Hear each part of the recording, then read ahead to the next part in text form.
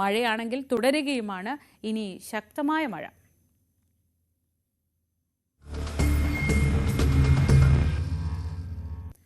കാലവർഷം കനത്തതോടെ ദുരിതപ്പെയ്ത്താണ് എറണാകുളം ജില്ലയുടെ തീരമേഖലകളിൽ. ടെട്രാപോഡ് കടൽഭിത്തി ഇല്ലാത്ത കണ്ണമാലി മേഖലയിലാണ് വലിയ ദുരിതമുള്ളത്. കടലാക്രമണത്തിൽ ഇവിടെ നിരവധി വീടുകളിൽ വെള്ളം കയറി.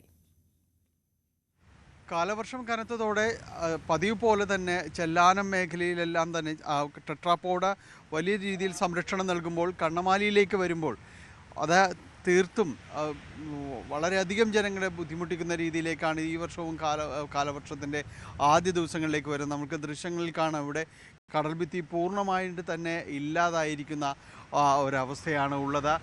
ഇതിപ്പോൾ വേലിയിറക്ക സമയമായതുകൊണ്ട് വലിയ രീതിയിലേക്ക് തിരമാലകൾ എത്തുന്നില്ല. അല്ല എങ്കിൽ ഈ പ്രദേശത്ത് പോലും നിൽക്കാൻ പോലും കഴിയാത്ത രീതിയിലേക്കാണ് കാര്യങ്ങൾ വരുന്നത്.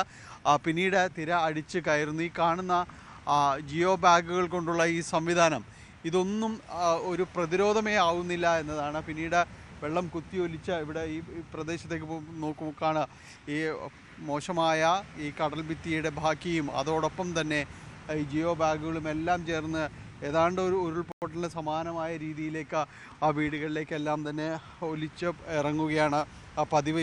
ഇവിടെ നിന്ന് പലരും തന്നെയും ഇവിടെ നിന്ന് വീടുകളിൽ നിന്ന് മാറി താമസിച്ച ദുരിതാശ്വാസ ക്യാമ്പുകളിലോ അല്ല എങ്കിൽ മറ്റ് ബന്ധുവീടുകളിലൊക്കെ എല്ലാം തന്നെ മാറി നിൽക്കേണ്ട ഒരു അവസ്ഥയാണ്. വർഷങ്ങളായി തുടരുന്ന ഒരു ദുരന്തം, ഈ ദുരിതവും ഒരു മാറ്റവും ഇല്ല. ഇക്കുറി ഒരു മാറ്റവും ഇല്ല സാറേ. ഞാനൊക്കെ ജനിച്ചു വളർന്നപ്പോൾ തൊട്ട് നമ്മളിത് കാണുകയാണ്. ഇന്ന് മാറും നാളെ മാറുമെന്ന് നമ്മൾ വിചാരിക്കണതല്ലാതെ ഒരു മാറ്റവും ഇന്നുവരേക്കും ഇവിടെ ഉണ്ടായിട്ടില്ല. നമ്മളെന്ത് ചെയ്യും? ഇത് ഞങ്ങൾക്ക് എന്ന് പറഞ്ഞാൽ ഈ വർഷമാകുമ്പോഴേക്കും ഞങ്ങൾക്ക് ഭയങ്കര ബുദ്ധിമുട്ടുകളാണ്. ഇതിന് മാത്രം വീടുകൾ ഇങ്ങനെ വെള്ളത്തിലാണ്, എല്ലാവരും വെള്ളത്തിലാണ്. പിന്നെ എന്ത് ചെയ്യാനാണ്? നിവർത്തിയില്ല, വേറെ നിവർത്തിയില്ല. ഈ കടൽഭിത്തി നമുക്ക് ശരിക്കും പറഞ്ഞാൽ കടൽഭിത്തി നമുക്ക് പൂർണ്ണമായിട്ട് ഇവിടെ വേണം. അതിന് ഭരണാധികാരികൾ അതിനുള്ള കരുതലെടുക്കുക. എല്ലാ വർഷവും ഇവർ ആവശ്യപ്പെടുന്നത് നല്ല രീതിയിലുള്ള ഒരു കടൽഭിത്തിയും കാര്യങ്ങളും എല്ലാം തന്നെ വേണമെന്നുള്ളതാണ്. പലപ്പോഴും ജിയോ ബാഗുകൾ കൊണ്ടത് അവസാനിക്കുന്നു എന്നതാണ് സത്യം. ഇപ്പുറത്തേക്ക് ഈ നീട്ടുക, അതായത് കടൽഭിത്തി നിർമ്മാണം, നേരത്തെയുള്ള ടെട്രാപോഡിൻ്റെ നിർമ്മാണം അത് ഈ ഭാഗത്തേക്ക് വരിക എന്നതിനോട് നാട്ടുകാരെല്ലാവരും ആവശ്യപ്പെടുന്നുണ്ടെങ്കിൽ കൂടിയും അതിലേക്ക് വലിയ രീതിയിലുള്ള ഒരു നടപടികളിലേക്കൊന്നും തന്നെ ആരും എത്തിയിട്ടില്ല എന്നതാണ്. ഇപ്പോൾ ഈ വീട്ടിലേക്ക് ഇവിടങ്ങളിലെല്ലാം മണ്ണടിയുന്ന ഒരവസ്ഥയാണുള്ളത്. ഏത് സമയവും കടൽ കയറാവുന്ന ഒരവസ്ഥ തന്നെയാണ്. ഏത് സമയവും കടൽ കയറാവുന്ന അവസ്ഥ തന്നെയാണ്. ഞങ്ങൾ പേടിച്ചാണ് ഇതിനകത്ത് ജീവിക്കുന്നത്. ഇത് കാണാൻ പല കടലിൽ ഇടിക്കണേനെ ഈ പിറക്കിട്ട രാത്രി ഉറക്കവും ഇല്ല, ഒന്നുമില്ല. എണീറ്റ് ഇരിപ്പാണ് കാറ്റ് വരുമ്പോഴൊക്കെ. പിന്നെ ഇന്ന് ശരിയാവുന്ന നാളെ ശരിയാവുന്നോട്ടെ എവിടെ വർഷങ്ങളോളമായി അനുഭവിക്കണ ഈ സംഭവം. ഈ വീടിനകത്തും എല്ലാം ഇങ്ങനെ വെള്ളം കയറും. ഇതിപ്പോൾ വേലിയിറക്കം ആയതുകൊണ്ടാണ് കുറച്ച് സമാധാനമാണ്.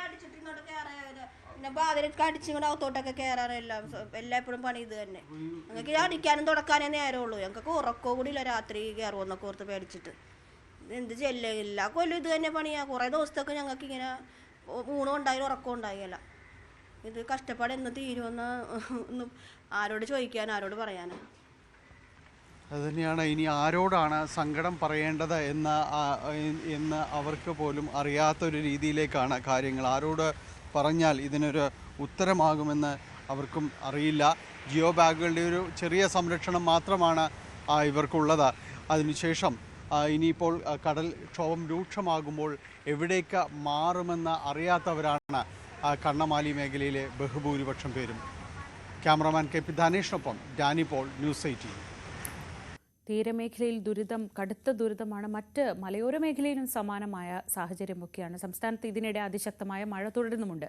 ഇന്ന് 4 ജില്ലകളിലാണ് റെഡ് അലർട്ട് ഉള്ളത്. പത്തനംതിട്ട, ഇടുക്കി, കണ്ണൂർ, കാസർഗോഡ് ജില്ലകളിൽ. 6 ജില്ലകളിൽ ഇന്ന് വിദ്യാഭ്യാസ സ്ഥാപനങ്ങൾക്ക് അവധിയാണ്. നേരത്തെ പ്രഖ്യാപിച്ച പരീക്ഷകളിൽ മാറ്റമില്ല. പത്തനംതിട്ടയിൽ കനത്ത മഴയെ തുടർന്ന് മലയോര മേഖലയിലേക്കുള്ള രാത്രികാല ഗതാഗത നിരോധനം തുടരുകയാണ്. ജില്ലയിൽ ക്വാറികളുടെ പ്രവർത്തനം നിരോധിച്ചു. കാസർഗോട്ടും ശക്തമായ മഴയാണ്. റെഡ് അലർട്ട് പ്രഖ്യാപിച്ച സാഹചര്യത്തിൽ ജില്ലയിൽ റാണിപുരം ഉൾപ്പെടെയുള്ള വിനോദസഞ്ചാര കേന്ദ്രങ്ങൾ അടച്ചിടും.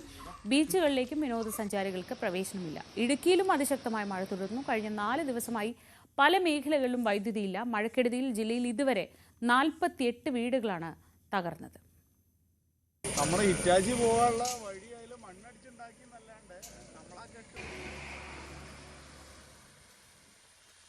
മഴയുണ്ട്, മഴക്കെടുതിയുണ്ട്. മഴക്കെടുതിയുടെ സമയത്ത് കൃത്യമായ നടപടികളില്ലാത്തപ്പോഴുള്ള പ്രതിഷേധവുമുണ്ട്. കോഴിക്കോട് വിലങ്ങാട് ഇന്ന് UDF BJP ഹർത്താലാണ്.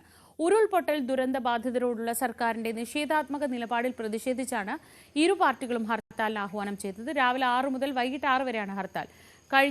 കഴിഞ്ഞ വർഷം വയനാട് ചൂരൽമലയിലും മുണ്ടക്കയിലും ഉരുൾപൊട്ടലുണ്ടായ അതേ ദിവസം തന്നെയാണ് കോഴിക്കോട് വിലങ്ങാടും നിരവധി തവണ ഉരുൾപൊട്ടലുണ്ടായത്. അന്ന് ഒരാൾക്ക് ജീവൻ നഷ്ടപ്പെടുകയും നിരവധി വീടുകൾ തകരുകയും ചെയ്തു.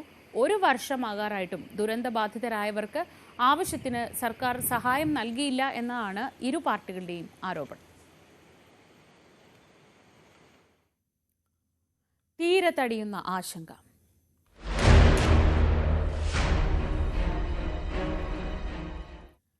ചരക്ക് കപ്പൽ മുങ്ങിയതിനെ തുടർന്ന് കണ്ടെയ്നറുകളും അവശിഷ്ടങ്ങളും തീരമേഖലയിൽ അടിയുന്നത് തുടരുകയാണ്.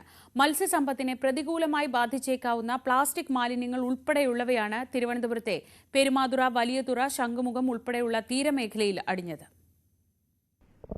തീരദേശവാസികളുടെ ആശങ്ക വർദ്ധിപ്പിച്ചുകൊണ്ടാണ് മുങ്ങിയ കപ്പലിൽ നിന്നുള്ള കണ്ടെയ്നറിലെ അവശിഷ്ടങ്ങളും പ്ലാസ്റ്റിക് തരികളും തിരുവനന്തപുരം ജില്ലയുടെ ഉൾപ്പെടെയുള്ള തീരമേഖലകളിലേക്ക് അടിഞ്ഞുകൊണ്ടിരിക്കുന്നത്. ഇന്നലെ വലിയതുറ, ശംഖുമുഖം, അഞ്ചുതെങ്ങ് ഉൾപ്പെടെയുള്ള പ്രദേശങ്ങളിലേക്ക് ഈ പ്ലാസ്റ്റിക് തരികൾ ഒരുപാട് അടിഞ്ഞുകൂടിയിരുന്നു.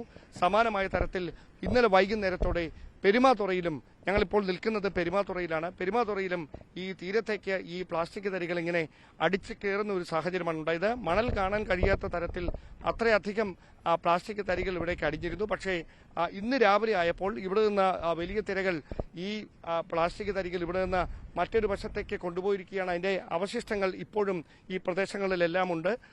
അങ്ങനെയാണ് നിലവിലെ സാഹചര്യം. ഈ പ്ലാസ്റ്റിക് തരികൾ ഇവിടുന്ന് നീക്കം ചെയ്യുന്നതിന് വേണ്ടിയിട്ടുള്ള നടപടികളാണ് ജില്ലാ ഭരണകൂടം സ്വീകരിക്കുന്നത്. അതായത് മുഖ്യമന്ത്രിയുടെ ഓഫീസിന്റെ നിർദ്ദേശത്തിന്റെ അടിസ്ഥാനത്തിൽ ചീഫ് സെക്രട്ടറി നേരിട്ട് തിരുവനന്തപുരം, ആലപ്പുഴ, കൊല്ലം ജില്ലാ കളക്ടർമാരുമായി ചർച്ച നടത്തിയാണ് ഈ പ്ലാസ്റ്റിക് തരികൾ, തീരത്തടിയുന്ന പ്ലാസ്റ്റിക് തരികൾ നീക്കം ചെയ്യുന്നതിന് വേണ്ടിയിട്ടുള്ള ഊർജിതമായ നടപടികളിലേക്ക് കടക്കുന്നത്.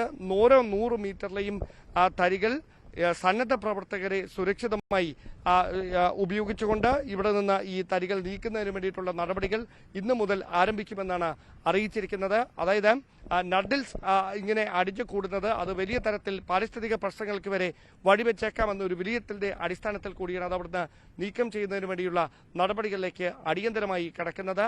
പോലീസിന്റെയും അഗ്നിരക്ഷാ സേനയുടെയും അതോടൊപ്പം തന്നെ ദുരന്ത നിവാരണ സേന ഉദ്യോഗസ്ഥരുടെയും സാന്നിധ്യത്തിലായിരിക്കും ഒരു സൂപ്പർവൈസറുടെ നേതൃത്വത്തിൽ ഈ സന്നദ്ധ പ്രവർത്തകരെ നിയോഗിച്ചുകൊണ്ട് തീരമേഖലയിലേക്ക് ഓരോ പ്രദേശത്തും അടിഞ്ഞുകൂടുന്ന ഈ പ്ലാസ്റ്റിക് തരികൾ ഇവിടുന്ന് നീക്കം ചെയ്യുന്നതിന് വേണ്ടിയിട്ടുള്ള നടപടികൾ ഊർജിതമായി സ്വീകരിക്കാൻ ചീഫ് സെക്രട്ടറി ജില്ലാ കളക്ടർമാർക്ക് നിർദ്ദേശം നൽകിയിരിക്കുന്നത്. എത്രയും പെട്ടെന്ന് ഈ നടപടികൾ പൂർത്തിയാക്കാനാണ് നിർദ്ദേശം. കാരണം വീണ്ടും വീണ്ടും കണ്ടെയ്നറിലെ അവശിഷ്ടങ്ങൾ മറ്റ് പല തീരമേഖലകളിലേക്കും അടിഞ്ഞുകൊണ്ടിരിക്കുന്ന ഒരു സാഹചര്യമുണ്ട്. അത് മത്സ്യസമ്പത്തിനെ വരെ ദോഷകരമായി ബാധിച്ചേക്കാമെന്ന ഒരു വിലയിരുത്തലിന്റെ അടിസ്ഥാനത്തിൽ കൂടിയാണ് അടിയന്തരമായി ഈ പ്രശ്നം പരിഹരിക്കുന്നതിന് വേണ്ടി ഈ അടിഞ്ഞുകൂടുന്ന അവശിഷ്ടങ്ങൾ നീക്കം ചെയ്യുന്നതിനുള്ള നടപടികൾ വേഗത്തിലേക്ക് മാറ്റുന്നതും. ക്യാമറമാൻ സന്തോഷ് കുമാറിനൊപ്പം ഡാൻ കുര്യൻ, ന്യൂസ് 18. പുറംകടലിൽ മുങ്ങിയ 5 കണ്ടെയ്നറുകൾ കണ്ടെത്താനായി സോണാർ സംവിധാനത്തിന്റെ പ്രവർത്തനം ഇന്ന് ആരംഭിക്കുമെന്ന് റവന്യൂ മന്ത്രി കെ രാജൻ. ഗുജറാത്ത് ആസ്ഥാനമായി പ്രവർത്തിക്കുന്ന വിശ്വകർമ്മ എന്ന കമ്പനിക്കാണ് ചുമതല. കടൽ തീരത്ത് അടിഞ്ഞുകൂടിയ പ്ലാസ്റ്റിക് തരികൾ നീക്കുന്നതിനുള്ള ജോലികൾ അടിയന്തരമായി ആരംഭിച്ചതായി മന്ത്രി പറഞ്ഞു. മറൈൻ എമർജൻസി റെസ്പോൺസ് ടീമുള്ള ഇന്ത്യയിലെ തന്നെ ഏറ്റവും പ്രധാനപ്പെട്ട കമ്പനികളിൽ ഒന്നായിട്ടുള്ള വിശ്വകർമ്മ ഇന്നലത്തോടുകൂടി കമ്പനിയുമായി ഒരു അഗ്രിമെന്റ് വെച്ച് കപ്പലിനകത്തുള്ള വസ്തുക്കളും കപ്പലിൽ നിന്നുള്ള ഓയിലുകളും മാറ്റുന്നതിന് വേണ്ടിയിട്ടുള്ള ചുമതല അവർ ഏറ്റെടുത്തിട്ടുണ്ട്. അതിന്റെ ഭാഗമായിട്ട് പോണ്ടിച്ചേരിയിൽ നിന്നുള്ള അവരുടെ കപ്പൽ ഇന്ന് ആ സ്ഥലത്ത് എത്തിച്ചേരും എന്നാണ് നമുക്ക് കിട്ടിയിട്ടുള്ള അറിവ്. കപ്പൽ കിടക്കുന്നതിന് ചുറ്റും ഇതിന് മുന്നോടിയായി കപ്പൽ കിടക്കുന്നതിന് ചുറ്റും ഒരു സോണാർ സർവേ, നമ്മുടെ കൃത്യമായ ഭാഷയിൽ പറഞ്ഞാൽ അൾട്രാസൗണ്ട് രശ്മികൾ ഉപയോഗിച്ചുകൊണ്ടുള്ള ഒരു സോണാർ സർവേയും ഇന്ന് തന്നെ ആരംഭിക്കും.